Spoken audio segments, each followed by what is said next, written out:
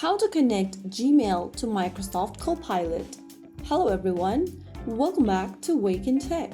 Connecting your Gmail account to Microsoft Copilot lets you access and use information from your emails in supported Copilot experiences.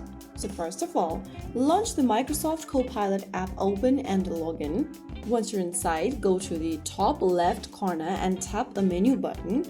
From the expanded menu, click on your profile icon at the bottom left, and this will open Settings. Here, select Connectors.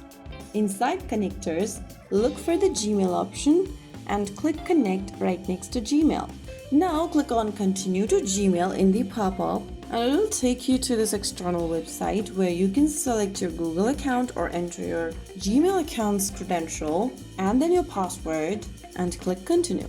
Allow necessary permission, and after you do that, you will be able to connect Gmail with Copilot. You can start using compatible Copilot features that works with your Gmail data to help you stay organized and productive.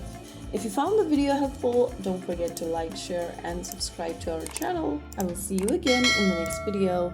Thank you for watching.